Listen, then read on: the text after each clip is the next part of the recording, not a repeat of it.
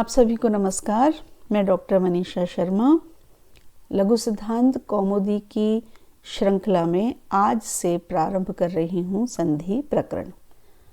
आज से हम संधि पढ़ना प्रारंभ करेंगे। इससे पहले हम संज्ञा प्रकरण को समझ चुके हैं, तो हम बढ़ते हैं सीधे संधि की ओर।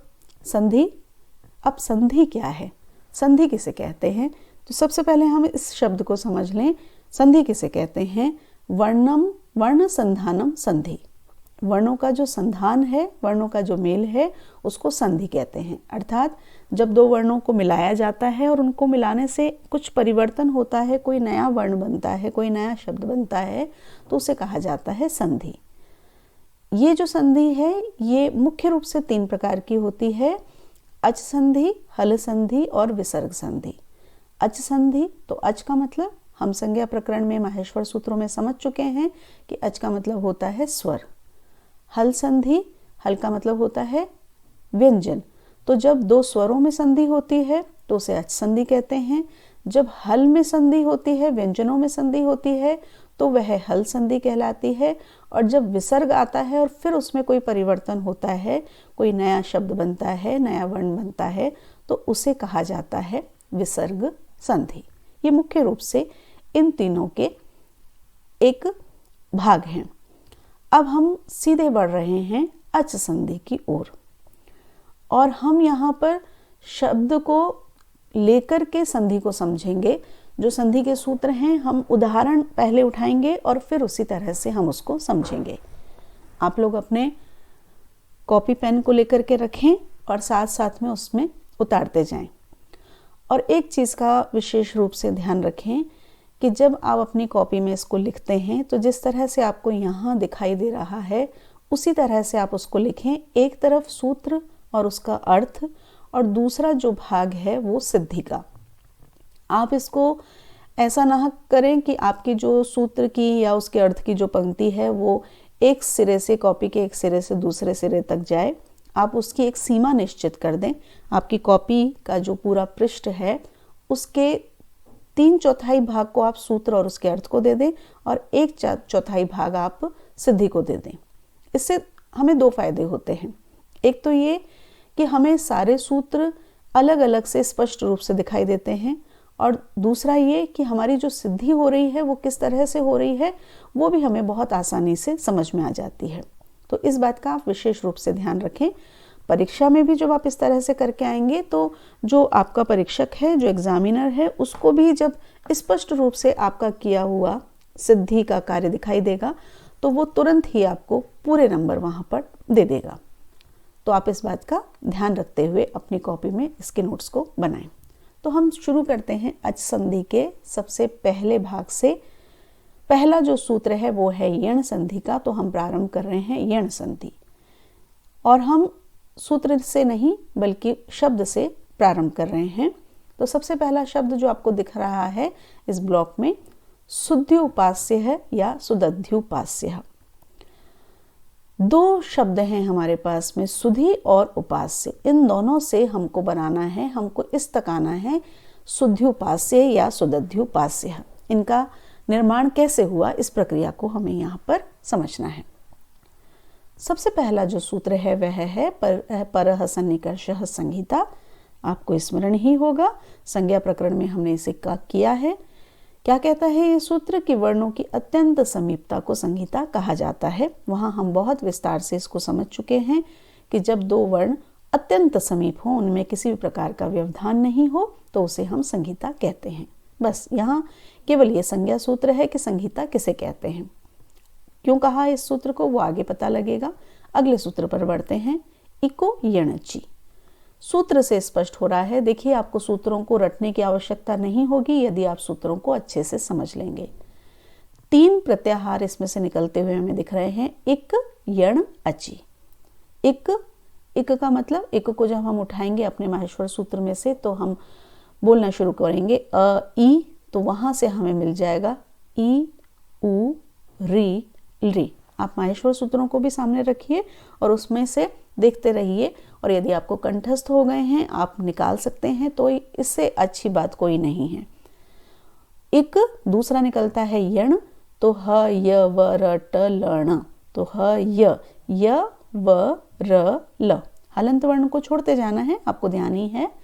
और फिर अची, अची का मतलब अच, अच किसे कहते हैं? स्वर।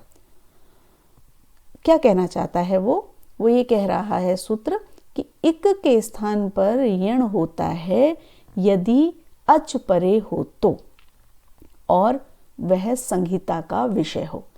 कि यदि संहिता है, अत्यंत समीपता है, किसमें? इक में और अच में, तो हम इक के स्थान पर क्या कर देते हैं? यण कर देते हैं। अब इसको समझिए। देखिए यहाँ पर ये कहा कि पहला जो वर्ण है, पूर्व जो वर्ण है, उसमें इक होना चाहिए। इक मतलब ई, उ, री या री होना चाहिए।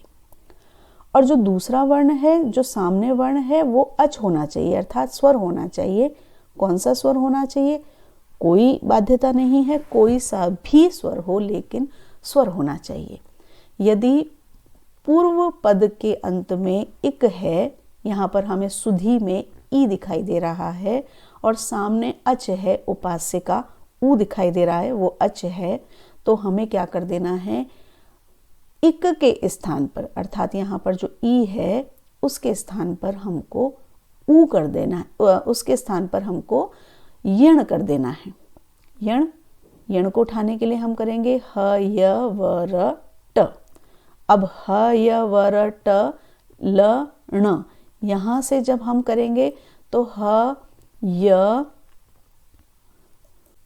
व र ट ल, तो ह य व र ल, ये चार वर्ण हमको निकल करके मिलते हैं किसमें? यण में। अब हमें इसने कहा कि इक के स्थान पर यण कर दो, तो इक में से हमारे पास में है ई। अब ई के स्थान पर यण में से हमें क्या करना है? देखिए, संस्कृत की व्याकरण एक ऐसी व्याकरण है जो पूरी तरह से वैज्ञानिक है, और एक एक बात के लिए, एक एक कार्य के लिए सूत्र वहाँ पर बताए गए हैं। बिना सूत्र के कोई कार्य नहीं होता है। तो यहाँ पर जब हमारे पास में ई है, तो कोई प्रश्न कर सकता है कि ई के स्थान पे क्या करना है? य, व, र या ल, और क्यों करना है? क्या कारण है? कौन सा सूत्र कहता है कि ये करना है? तो उसके लिए हमारे पास में यहाँ पर सूत्र है स्थाने अंतरतमः। स्थाने अंतरतमः सूत्र क्या कहता है?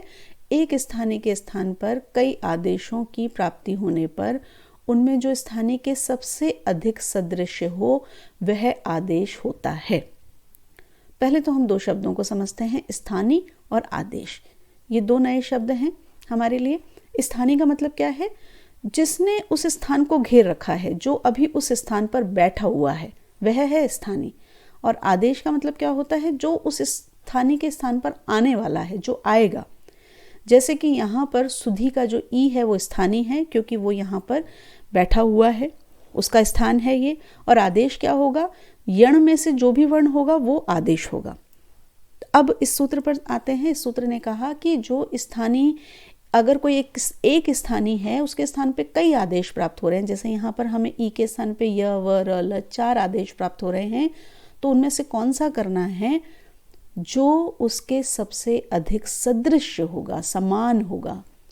तो यहाँ पर हम उसकी समानता देखेंगे कि यहाँ जो ई का ई है और य है, उन दोनों का उच्चारण स्थल समान है, क्योंकि दोनों का उच्चारण तालु से होता है, इसलिए इनकी समानता मानी जाएगी। क्रम से भी देखें तो भी समानता यहाँ पर हमें स्पष्ट दिख रही है। तो ई के स्थान पे य, व, र, ल में से य आदेश होगा। ठीक है, तो हम ई के स्थान पर जब करेंगे तो ई को हटा देंगे। ई जब हटेगा तो हमारे पास होगा शुद्ध य उपास्य। ठीक है, आगे बढ़ें। इसके बाद हम चलते हैं अगले सूत्र पर। अगला सूत्र है अनचिच। अनचिच सूत्र क्या कहता है? अच से परे यर को विकल्प से द्वित्व होता है यदि अच परे ना हो तो। अब इसमें पहले दो शब्दों को समझ लें। एक तो है विकल्प, एक है द्वित्व। विकल्प का मतलब क्या है? इसको समझने से पहले द्वित्व को समझ लेते हैं, वो ज़्यादा आसान है। द्वित्व का मतलब एक के स्थान पर दो। विकल्प का मतलब क्या है? आप लोग जब बीए में आते हैं तो आप वहाँ पर या स्कूल में भी जब आप आते हैं तो आप अपने विषयों का चयन करते हैं। कुछ विषय ऐसे होते हैं जो अनिवार्य होते हैं और कुछ होते हैं जिन्हें हम ऑप्शनल कहते हैं, वैकल्पिक। मतलब वहाँ पर आपके पास में विकल्प होता है कि आप ये पढ़ें या ये पढ़ें। तो विकल्प को, शब्द को आप उसी से याद रखें। विकल्प का मतलब या तो ये या ये। जब हमारे पास एक के स्थान पर दो वहाँ पर रूप हो तो उसे हम कहते हैं विकल्प, कि ये हो सकता है या ये नहीं हो सकता है, ये भी हो सकता है, ये भी हो सकता है, तो उसे कहा जाता है विकल्प। अब हम सूत्र पर आते हैं। सूत्र क्या कह रहा है? अच से परे यर को, अच से परे यर को, तो यहीं तक रुकते हैं। अच से परे, अच होना चाहिए, स्वर होना चाहिए, स्वर से परे क्या होना चाहिए? यर होना चाहिए। अब हम यर को ढूंढ लेते हैं। तो यर कहाँ से मिलेगा हमें? ह य, यहाँ से शुरू करेंगे ह वरट के य से और कहाँ तक जाएंगे? शश सर के र तक। तो यहाँ पर हमारा जो यर है वो कौन सा है? ध, सुध। जो ध है वो यर है। उससे पहले अच है, सु, ऊल जुड़ा हुआ है, तो अच से परे यर है। और यर में कैसे है ये? तो इसको भी देख लें। य वरट लण ञम णण नम झ भय घड़ ध, आ गया। तो ये यर हो गया। तो क्योंकि ये यर है, उससे पहले हमारे पास में स्वर है, उस यर को हम विकल्प से द्वित्व कर देंगे, मतलब एक के स्थान पे दो कर देंगे, लेकिन उसके परे यर, उसके परे, माफ कीजिए, उसके परे अच नहीं होना चाहिए। देखिए, समझिए, हमें एक ऐसा यर ढूंढना है, यर प्रत्याहार का एक वर्ण ढूंढना है जिसके पहले तो अच हो लेकिन उसके बाद में अच नहीं हो। तो यहाँ पे जो ध है, ध से पहले तो ऊ है जो स्वर है, लेकिन उसके बाद में य है जो व्यंजन है। ठीक है, पहले स्वर होना चाहिए, बाद में व्यंजन होना चाहिए। स्वर नहीं होना चाहिए, इसका मतलब व्यंजन होना चाहिए या स्वर नहीं होना चाहिए। ठीक है, तो ऐसी स्थिति में हम क्या कर देंगे? इस यर को द्वित्व कर देंगे, लेकिन विकल्प से। कर भी सकते हैं, नहीं भी कर सकते हैं। तो जब हम इसको नहीं करेंगे तो ये वैसा का वैसा रहेगा, शुद्ध या उपास्य। लेकिन जब हम इसको द्वित्व कर देंगे तो ये हमारा हो जाएगा सु ध ध य उपास्य, क्योंकि दो कर दिए हमने। अब इसके बाद हम आते हैं अगले सूत्र पर। अगला सूत्र है झलाम जश झशी। झलाम जश झशी क्या कहता है? झलों के स्थान पर जश आदेश होता है झश परे होने पर। देखिए, यहाँ पे सारे प्रत्याहार बहुत एक जैसे से दिखाई देते हैं, इसलिए आप बहुत सावधानी से ध्यान रखिएगा कि किसके स्थान पर क्या होता है। झलों के स्थान पर जश होता है झश परे होने पर। झल, जब आप प्रत्याहार गिनेंगे माहेश्वर सूत्रों में से, तो आप देखेंगे कि उसमें वर्ग का पहला, दूसरा, तीसरा, चौथा वर्ण आता है। और शश सर जो ऊष्म वर्ण है, शश स, वो तीनों वर्ण आते हैं। जश स्पष्ट है, हम पहले भी देख चुके हैं, इनको समझ चुके हैं। प्रत्याहार बनाते समय जश में आते हैं वर्गों के तीसरे वर्ण, और जो झश प्रत्याहार है उसमें आते हैं वर्गों के तीसरे और चौथे वर्ण। अब ये क्या कह रहा है कि अगर झल है और झल से परे झश है, झल का मतलब पहला, दूसरा, तीसरा, चौथा वर्ण है, और उससे परे तीसरा या चौथा वर्ण है, तो यहाँ पर हम इसको किस रूप में देखेंगे? सु ध ध। ये जो ध है पहले वाला, उस ध से परे दूसरा ध है जो झल में आता है। पहला जो ध है वो झल में आता है, और जो दूसरा ध है वो झश में भी आता है। झश को हमने उठाया झ भय घड़ ध, तो झश में आता है। तो हम पहले वाले ध के स्थान पे जश कर देंगे, मतलब क्या कर देंगे? तीसरा वर्ण कर देंगे। फिर वहाँ पर बात आएगी कि तीसरा वर्ण, वर्गों का तीसरा वर्ण, तो हमारे पास 5 वर्ग हैं। 5 वर्गों में से किस वर्ण का तीसरा वर्ण करेंगे? तो इसके लिए हम फिर से स्थाने अंतरतमः लेकर के आएंगे, और स्थाने अंतरतमः कहता है कि जो सबसे अधिक सदृश हो। तो इसके लिए हमें ध्यान रखना है कि जिस वर्ग का झल है उसी वर्ग का जश होगा, अर्थात जिस भी वर्ग का पहला, दूसरा, तीसरा, चौथा वर्ण है उसी वर्ग का तीसरा वर्ण हम उसके स्थान पर कर देंगे। यहाँ पर ध है जो तवर्ग का है, तो तवर्ग का ही तीसरा वर्ण त, थ, द, तो ध के स्थान पे हम कर देंगे द, और ये हो जाएगा सु द ध य उपास्य। आगे बढ़ें। इसके बाद में हम आते हैं, यहाँ पर हमें सूत्र मिलता है हलो अनंतरा संयोगः, जो हम पढ़ चुके हैं संज्ञा प्रकरण में। वो कहता है कि ऐसे हल जो अच के व्यवधान से रहित हैं, जिनके मध्य कोई स्वर नहीं है, उनकी संयोग संज्ञा होती है। तो द, ध, य, इनके मध्य कोई स्वर नहीं है तो हम इनकी संयोग संज्ञा कर देंगे। और जब संयोग संज्ञा होती है तो उसके बाद सूत्र आता है संयोगान्तस्य लोपः।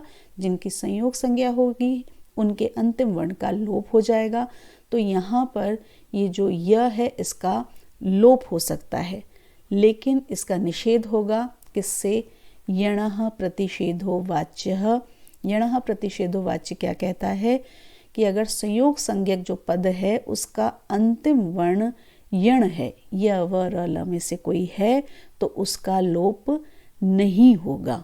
तो हम यहाँ पे य का लोप नहीं करेंगे और वो वैसा ही रहेगा। और जो दो रूप बने थे हमारे, ध को द्वित्व नहीं करने वाले और ध को द्वित्व करने वाले, उन दोनों रूपों को हम जब जोड़ देंगे, जो अलग अलग वर्ण हैं उनको हम जोड़ देंगे, तो ये हमारा हो जाएगा शुद्ध्युपास्य और सुदध्युपास्य।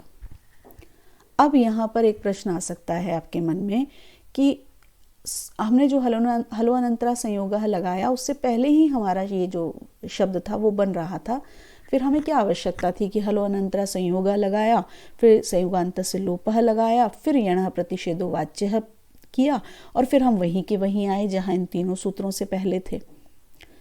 इसके लिए आपको ध्यान रखना है कि जब भी कोई स्थिति ऐसी है कि कोई सूत्र लग सकता है तो आपको सूत्र को लगाना अवश्य है। कोई दूसरा सूत्र आकर के उसका निषेध अगर कर रहा है तो आप उस सूत्र को मना करेंगे, उसको रोकेंगे। अन्यथा यदि सारी परिस्थिति ऐसी हो रही है तो आपको वो सूत्र लगाना ही है। जैसे आपकी कोई कक्षा है, आप कक्षा में जाकर के बैठेंगे, आपके टाइम टेबल में आपको कोई कक्षा मिली हुई है, आप वहाँ जाकर के बैठेंगे। लेकिन यदि ये कह दिया गया कि आज इस कारण से ये कक्षा नहीं हो रही है, या ये बच्चे इस कक्षा में आज नहीं बैठेंगे, आपने होमवर्क नहीं किया है इसलिए आप नहीं बैठेंगे, या आप किसी दूसरी कक्षा में जाएंगे या किसी दूसरे काम से जाएंगे, तो आपको थोड़े से समय के लिए वहाँ से हटा दिया गया है, किसी कारण विशेष से वहाँ से हटा दिया गया है, लेकिन आपको पहले अपनी कक्षा में उपस्थित होना होगा। यही नियम है। इसी तरह से यहाँ भी आपको ध्यान रखना है कि अगर कोई सूत्र उस स्थिति पर आ रहा है, वो सूत्र आपको लगाना है, और फिर अगर उसका निषेध हो रहा है वो आपको दिखाना है, और फिर आपको शब्द को जोड़ना है। इसके बाद एक सूत्र आता है अज्झीनम परेण संयोज्यम, जो कहता है कि अच से रहित हल अग्रिम वर्ण के साथ मिला देना चाहिए। इस सूत्र की पालना करते हुए जो भी यहाँ पर हलंत हैं सामने वाले स्वर से मिले हैं, और फिर हमारा जो शब्द है वो सिद्ध हो गया है। तो ये हमारा इको यणची का सिद्धि थी, उसकी हमने उसको सिद्ध किया है, उसको उदाहरण के साथ समझा है। और हमने यहाँ पे सिर्फ इको यणची का, इक में 4 वर्ण आते हैं, ई उ री री, तो हमने सिर्फ ई का उदाहरण समझा है। अभी हमारे पास में है उ री री, इन चारों उदाहरणों को भी हम आगे समझेंगे। इसके लिए मैं आपको अगले वीडियो में बताऊंगी, लेकिन उससे पहले एक होमवर्क आपके पास में है। आप ये शब्द सिद्ध करने की इन्हीं सूत्रों से प्रयास करें, कोशिश करें। देखिए अगले वीडियो में जब हम आते हैं तब तक आप इसको कर पाते हैं कि नहीं। शब्द बनेगा मध्वरी या मदध्वरी, और प्रारंभ होगा मधु प्लस अरी से। इसको समझिए, आगे वाले शब्द को करिए। मिलते हैं अगली कक्षा में, तब तक के लिए नमस्कार।